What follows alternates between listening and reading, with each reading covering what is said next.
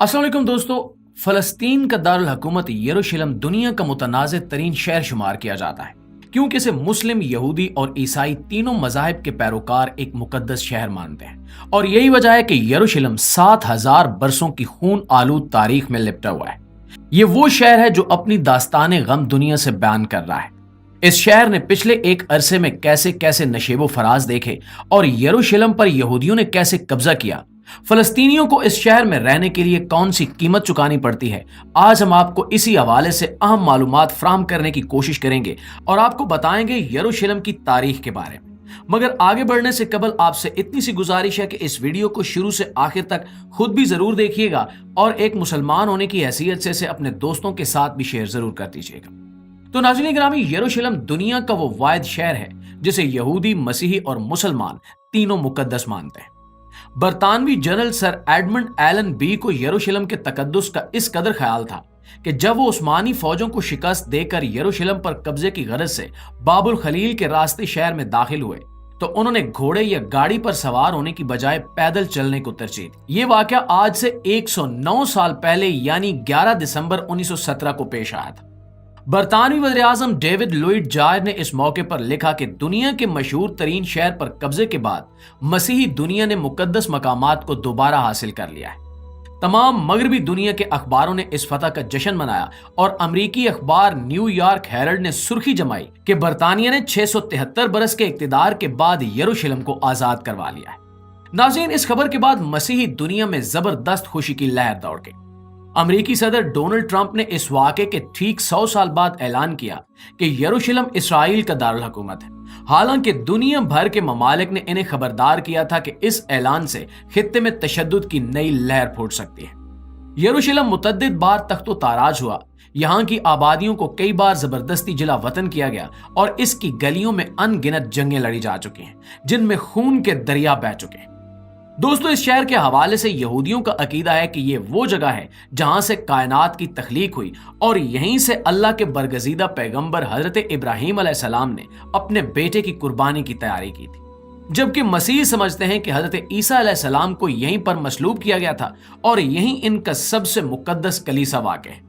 मुसलमानों के एतकाद के मुताबिक पैगंबर इस्लाम हजूर अकरम सल्लल्लाहु अलैहि वसल्लम ने मेराज पर जाने से कबल इसी शहर में वाक़े मस्जिद अक्सा में तमाम नबियों की इमामत की थी और यही वजह है कि मुसलमान और मसीही 1000 बरस तक इस शहर पर कब्जे के लिए आपस में बरसे पीकार रहे और इस सिलसिले में कई सलीबी जंगें भी लड़ी गईं। मुसलमानों ने सबसे पहले 638 ईस्वी में दूसरे खलीफा हजरत उमर रज़ी अल्लाह तआला अन्हु के दौर में बाज़ंतीनियों को शिकस्त देकर इस शहर पर कब्जा किया था। मसीही दुनिया में यह वाक़या अजीम साने की हैसियत रखता है। आखिरकार सन 1095 ईस्वी में पोप अर्बन दोम ने यूरोप भर में मुहिम चलाकर मसीहों से अपील की कि वो यरूशलेम को मुसलमानों से आजाद करवाने के लिए फौजें इकट्ठी करें।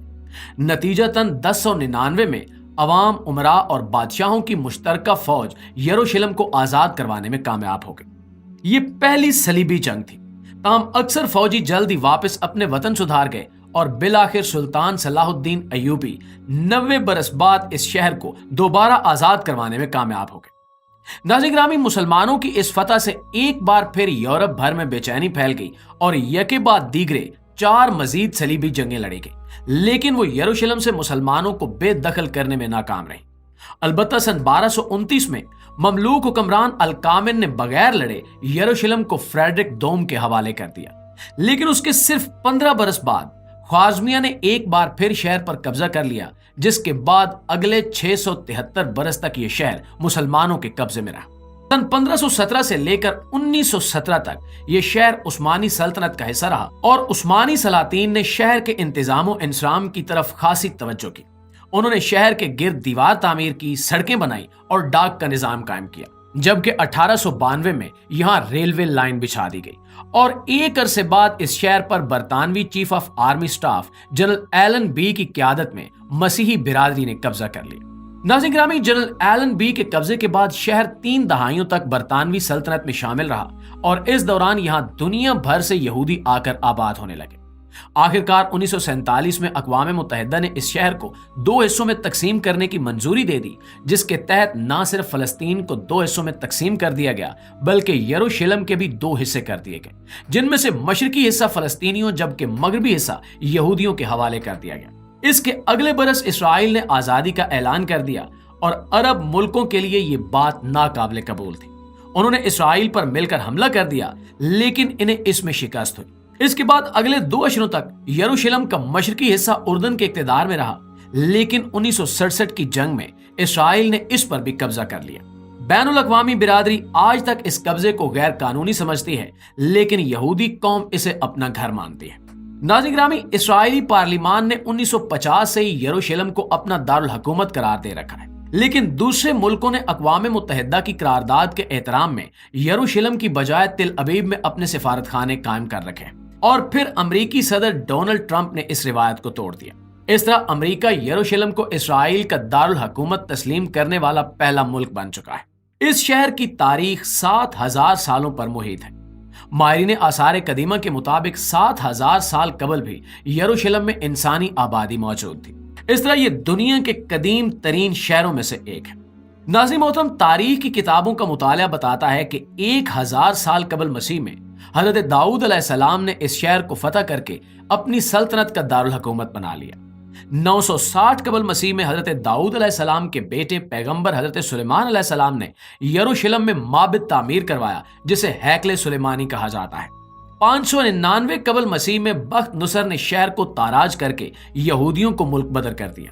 539 قبل مسیح میں سائرس اعظم نے یروشلم پر قبضہ کر کے یہودیوں کو واپس آنے کی اجازت دی تھی۔ 30 عیسوی میں رومی سپاہیوں نے یسوع مسیح کو مصلوب کیا، جبکہ 638 عیسوی میں مسلمانوں نے اس شہر پر قبضہ کر لیا۔ 691 عیسوی میں اموی حکمران عبد الملک نے کعبۃ الصخرہ یعنی ڈوم آف دی راک تعمیر کروایا، اور 1099 عیسوی میں مسیحی صلیبیوں نے شہر پر قبضہ کر لیا۔ 1187 عیسوی میں صلاح الدین ایوبی نے صلیبیوں کو شکست دے کر انہیں شہر سے نکال دیا، اور 1229 عیسوی میں فریڈرک دوم نے بغیر لڑے یروشلم حاصل کر لیا۔ آگے چل کر 1244 عیسوی میں دوبارہ مسلمانوں کا قبضہ ہوا، اور 1517 عیسوی میں سلطان سلیم اول نے یروشلم کو عثمانی سلطنت میں شامل کر لیا، اور 1917 میں انگریزی جنرل ایلن بھی عثمانیوں کو شکست دے کر شہر میں داخل ہو گیا۔ 1947 میں اقوام متحدہ نے یروشلم کو فلسطینی اور یہودی حصوں میں تقسیم کر دیا۔ 1948 میں اسرائیل کی آزادی کے اعلان کے ساتھ یہ مقدس ترین شہر اسرائیل اور اردن میں تقسیم ہو گیا۔